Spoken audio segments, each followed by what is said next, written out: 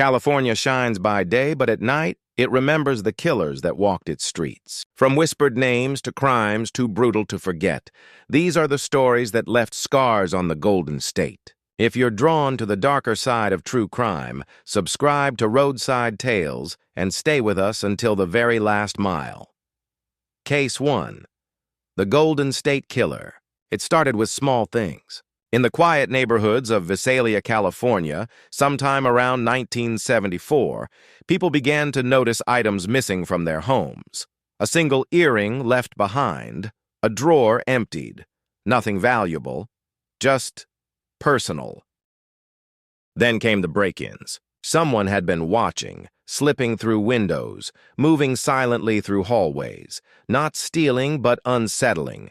He was dubbed the Visalia Ransacker, and for over a year he terrorized the town not by taking but by letting people know he had been there. The Ransacker wasn't content to remain a thief. In 1975, Claude Snelling, a journalism professor at College of the Sequoias, was shot and killed outside his home while trying to protect his daughter from being abducted. Police believed the Ransacker was responsible, and then the crimes stopped for a while. 2 years later, 300 miles away in Sacramento, another name emerged, the East Area Rapist. He struck with surgical precision, always at night. He broke into homes while couples were asleep. He wore a ski mask, carried a flashlight, and brought a rope. He tied up the husband, then placed a stack of dishes on his back, whispering, "If I hear these move, I'll kill her." Then he led the wife into another room. More than 50 assaults were reported between 1976 and 1979. The details were chillingly consistent, meticulously planned, sadistically executed, and always leaving behind a whisper of laughter or a taunting phone call days later. And then he disappeared again, or so it seemed. Because while Sacramento fell silent, the violence resumed in Southern California. But this time, it escalated. Starting in 1979, a string of murders began to appear across the counties of Santa Barbara, Ventura, and Orange. The killer was brutal. He entered homes at night, sometimes attacking couples, sometimes striking victims as they slept. He left no fingerprints, no hair, nothing. He was given a new name, the original Night Stalker. The murders continued until 1986. Then they too stopped. For decades, police worked each case as if they were separate crimes. It wasn't until DNA technology advanced in the early 2000s that investigators realized the horrifying truth: the Visalia Ransacker, the East Area Rapist, and the original Night Stalker were the same man. The Golden State Killer, a predator who evolved. He began by watching, then by stealing, then by assault, then by murder. For years, he moved undetected across California. His crimes spanned more than a decade. His victims ranged in age, background, and city. He didn't follow a pattern, he adapted. He scouted neighborhoods weeks in advance, sometimes posing as a utility worker. He studied routines, knew when people were away. He left break-in points unlocked during daylight and returned at night. He even made phone calls to victims before and after attacks just to remind them. One survivor recalled answering the phone weeks after being assaulted. A voice whispered, "I'll be back." She changed her number. He called again. The fear he left behind was as permanent as the violence. People in Sacramento slept with bats by their beds. Couples installed floodlights and motion sensors. But none of it worked. He was always one step ahead. Then, silence. By 1986, the killings stopped. There were no more calls, no more footprints, no more breath on the phone. Some believed he had died. Others thought he had moved on, changed his name, started over. But he hadn't vanished. He had blended in. For more than 30 years, the Golden State Killer disappeared from headlines. Cold case files gathered dust. Detectives retired. But a few stayed with the case, obsessed with the idea that he was still out there living a normal life. In 2016, a new idea emerged: genetic genealogy. Investigators uploaded DNA from a crime scene to a public database, one where people submit their information to trace family trees. It was legal, open source. And within months, it worked. A distant relative appeared. Then another. Then a family line took shape. And finally a name, Joseph James D'Angelo, a former police officer, a Navy veteran, a man who lived in the exact cities where the attacks occurred, who owned the same kind of car, who matched descriptions survivors had given decades before. He had been hiding in plain sight. On April 24, 2018, authorities arrested D'Angelo outside his home in Citrus Heights, California. He was 72 years old. He had children. Neighbors said he was quiet, liked to ride motorcycles, and kept to himself. Inside his garage, police found items consistent with the original attacks tools, weapons, old clothing. But it was the DNA match that sealed it. After more than 40 years, the Golden State Killer had a face. During interrogations, D'Angelo said almost nothing. He pretended to be frail, confused. But behind the scenes, investigators recorded him talking to himself. In one chilling moment, he whispered, "I did all that. I didn't have the strength to push him out. He made me. He went with me. It was like in my head, I didn't want to do those things. But I did." In court, he showed little emotion. Survivors and families of the victims stood just feet away as they gave testimony. One after another, they spoke of decades of trauma, of night terrors, of never feeling safe again. Some had lost spouses. Others had lost parents. All had lost peace. D'Angelo sat still. He didn't look up. Eventually, he pled guilty to 13 counts of murder and 13 counts of kidnapping. As part of a plea deal to avoid the death penalty, he also admitted to dozens of other crimes, assaults, burglaries, rapes, many of which had exceeded the statute of limitations. On August 21, 2020, he was sentenced to life in prison without the possibility of parole. He was wheeled out of the courtroom in silence. Justice at last had caught up to him. But the legacy of his crimes lingers. The Golden State Killer wasn't just a murderer. He was a phantom, a shapeshifter who became whatever the moment demanded. A thief in one town, a rapist in another, a killer everywhere else. What made him so terrifying wasn't just the violence. It was the silence, the planning, the fact that he could live among us unnoticed for so long. He lived in neighborhoods with kids. He mowed his lawn. He wore a badge. And when it was all over, he simply stopped. No fanfare, no final message, just a man who vanished into everyday life, until science found him. Joseph James D'Angelo's arrest marked one of the first major criminal breakthroughs using genealogical DNA, a method now used to solve dozens of other cold cases. But his story remains one of the darkest ever uncovered, not because of what he did, but because of how close he always was. The Golden State Killer wasn't a monster hiding in the woods. He was behind the curtain. He was walking the dog. He was watching from the shadows of your streetlight. And for more than a decade, no one knew. For the people he left behind, those who survived, those who lost someone, the pain didn't fade with his capture. Many of them had lived with the same questions for decades. Was he still watching them? Would he come back? Did he remember their names? Some moved across the country, changed their appearances, changed their routines.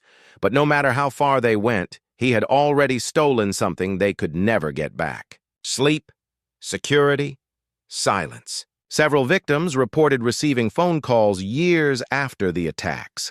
They didn't recognize the voice, but the message was clear. Breathing, a whisper, a low growl. Remember when we played? Police tried tracing the calls, but the technology wasn't advanced enough. The lines were often dead by the time help arrived. Those calls weren't just threats. They were reminders that he could still reach them, that he hadn't forgotten, and that he wasn't done. In the late 1970s, California became a place where people no longer felt safe in their homes. Sales of firearms and alarm systems surged. Police departments were overwhelmed. Residents in Sacramento, in Contra Costa, in Irvine, all lived under a shadow. The attacks were so methodical, so unpredictable, that many believed there had to be more than one man. But DNA proved otherwise. It was always him. Joseph DeAngelo. While cities panicked, he blended in. He even joined community safety groups. Once during a neighborhood meeting on crime prevention, a witness recalled DeAngelo standing up and complaining that you can't even keep your own house safe anymore. No one suspected him. He was too quiet, too neat, too normal. But behind closed doors, neighbors reported hearing him scream to himself, use foul language, curse at no one. Some thought he was suffering from PTSD, others just avoided him. And so he remained invisible. When news of his arrest broke in 2018, people across California reacted with shock. Some cried, some cheered, some locked their doors again out of instinct. For survivors, it was a moment they never thought would come. Jane Carson Sandler was one of the earliest victims. She had been attacked in her home while her 3-year-old son was sleeping beside her. For decades, she carried that moment with her. She became an advocate for victims of violent crime, but the pain never left. When she was informed of DeAngelo's arrest, she said she dropped to her knees. Finally, she whispered, "Finally." In court, many survivors faced DeAngelo directly. They told him about the years they lost, the trust that never returned, the children they raised in fear, the partners they could never fully love again. One woman said, "You didn't just take my peace, you took every peaceful moment after." He said nothing. In the end, it wasn't brute force or some lucky tip that caught the Golden State Killer. It was patience, persistence, and the quiet work of those who refused to let the case die. DeAngelo now spends his days in a prison cell. No windows, no freedom, no escape. But for the families, that's not the end. There are still unanswered questions. Did he kill more than we know? Are there still victims out there, their stories never connected? What other horrors went unreported, buried by shame, fear, or silence? No one knows for sure, but one thing is certain. He is no longer a mystery.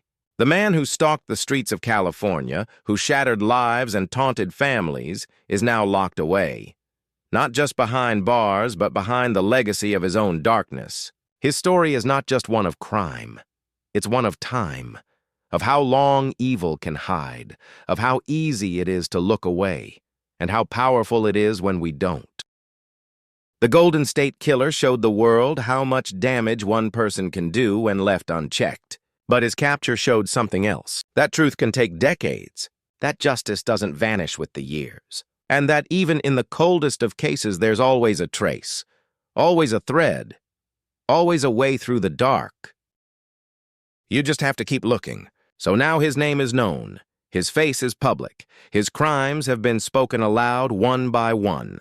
But the fear he created that still lingers in living rooms, in quiet streets, in the hush that falls over California nights. Because long before we knew who he was, we knew what he could do. And we'll never forget it. The Golden State Killer forced us to question the most basic comfort, our homes. He crept in when no one was watching. He struck where people felt safest. And then he left without a trace, letting fear finish what he started. Even now, some survivors say they still wake up at 3 a.m. Not because of a noise, but because they don't hear anything at all. Silence was always his favorite sound. Case 2. The Toolbox Killers, California, 1979. They called themselves the Toolbox Killers, a name so grotesque, so chilling, that it sounded like something torn from a horror novel. But the horror was real. And it happened in the sun-drenched suburbs of Southern California during the summer of 1979. It started with a van, a silver GMC. From the outside, it looked like any other vehicle you might pass on a highway.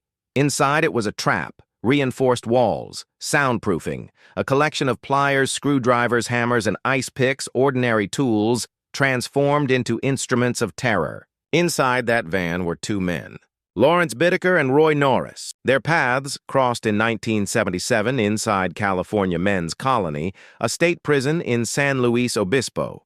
Both were serving time for violent offenses. Bittaker was a career criminal, smart, manipulative, and deeply angry. Norris, quieter but no less dangerous, had a history of sexual assault and diagnosed psychopathy. In prison, they bonded over shared fantasies. They talked about what they would do if they were ever released. Not if, when. And when that time came, they didn't hesitate. Bittaker was released first in October 1978. He moved to Los Angeles and found work as a machinist. To his neighbors, he was polite. He handed out beer. He made small talk. He was just another guy trying to make it. Norris was released a few months later in early 1979. He reconnected with Bittaker immediately. Together, they began planning. They bought the van in February 1979. To test it out, they drove around local high schools. They gave it a nickname, Murder Mac. Inside, they installed a bed, a cooler, a stash of tools. They rehearsed their methods by picking up young women pretending to need directions or offering rides, then letting them go, until they didn't. Their spree began in June. Victim 1, Lucinda Schaefer. June 24th, 1979. She was 16, walking home from a church event in Torrance. It was still daylight. She was cautious. She turned down a ride from the van, but they followed her. When she reached a quiet stretch, Bittaker got out, pretended to lose something. Norris grabbed her from behind and dragged her into the van. They drove to the San Gabriel Mountains. What happened next would only come to light later in confessions too cold to forget. She was bound, assaulted, and strangled with a wire coat hanger. Her body was thrown off a cliff. There was no trace left behind. They waited 2 weeks. Victim 2, Andrea Hall, July 8, 1979. She was hitchhiking to visit her boyfriend in the San Fernando Valley. Bittaker and Norris pulled over. She accepted. They drove her to the mountains again. Norris later confessed that Bittaker forced Andrea to pose for photos before ending her life in the same methodical fashion. When she begged to be spared, they laughed. Her remains were never found. By now, their confidence had grown. They believed they were untouchable. Victim 3, Jackie Gilliam. Victim 4, Leah. Lamp, September 3rd, 1979. The two girls, 15 and 13, were sitting at a bus stop in Hermosa Beach. They had been planning to go to a nearby park. The van pulled up. The girls were cautious, but Bittaker offered them marijuana. When they stepped in, Norris brandished a gun. This time, the ordeal lasted 2 days. They were held captive in the van, assaulted repeatedly, and tortured with tools. One of them was reportedly stabbed in the ear with an ice pick. They were strangled, then dumped near a remote trail. It was as if each act escalated their cruelty. They recorded parts of it, took trophies, talked about the attacks as if they were achievements, and then came their final victim. Victim 5, Shirley Lynette Ledford. October 31st, 1979. Halloween night. She was 16 walking home from a party in Sunland. She accepted a ride from Bittaker. He looked friendly, like someone's dad. What happened that night was different. They didn't drive to the mountains. They parked on a quiet residential street. Inside the van, Shirley was tortured for hours. Bittaker recorded the entire ordeal on cassette. Her screams were later described as inhuman by investigators. Norris eventually strangled her with a cord. They left her body on a lawn in suburban Los Angeles. A message. Unlike the others, they wanted her to be found. And she was. It was the break police needed, but they didn't know it yet. The investigation might have stalled if not for a man named Joseph Jackson. Jackson was a friend of Roy Norris. Weeks after the murder of Shirley Ledford, Norris confided in him, boasting, hinting, revealing too much. Jackson called the police. Norris was arrested in November 1979. Under pressure, he cracked. He told them everything, how he and Bittaker had hunted girls, what they had done, where they had left the bodies. he agreed to testify against Bittaker in exchange for life imprisonment. Bittaker was arrested soon after. Inside his home, police found hundreds of photographs, tools, and a cassette recording of Shirley Ledford's final moments. That tape, which was never made public, haunted everyone who heard it. Veteran officers cried. One juror vomited. Bittaker showed no remorse. At his trial in 1981, he smiled. He cracked jokes. He called his crimes just experiments. The jury sentenced him to death. He spent nearly 4 decades on death row. He died in 2019 of natural causes, never expressing regret. Roy Norris died in 2020 while serving a life sentence. The Toolbox Killers never saw the outside world again, but their crimes left a scar on California. Their case changed how parents talked to their children. It reshaped how investigators tracked serial offenders. It revealed how quickly violence could escalate when it was fueled by shared delusion. 2 men, 1 van, 5 girls, each of them young, each of them full of promise, each of them silenced by tools that should have been harmless. But in the hands of Bittaker and Norris, they became something else, something calculated, something evil. Today, few people remember their names. But every October, every time a van slows near a sidewalk, every time a child doesn't come home, there's a sliver of that story that lingers. Not because of how it ended, but because of how easily it began. Case 3. The Night Stalker. Richard Ramirez. California. 1984. 1985. When darkness fell over Los Angeles in the summer of 1984, something else fell with it. Fear. It began quietly, like all nightmares do. A break-in here. A strange murder there.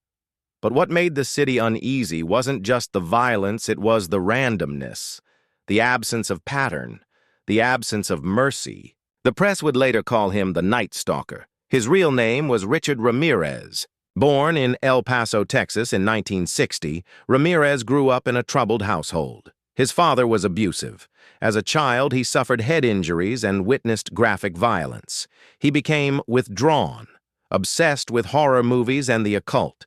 By his teens, he was addicted to drugs and had already begun stealing. But Los Angeles didn't know any of that. Not yet. In June 1984, Ramirez claimed his first known victim, 79-year-old Jenny Vincow. She was found in her apartment in Glassell Park, stabbed repeatedly, her body left in a state too disturbing for public detail. There was no forced entry, no clear motive, just a shadow that had entered in the night and vanished before dawn. And then it started happening again. And again. March 17, 1985. Maria Hernandez was returning to her Rosemead condo when a figure emerged in the garage.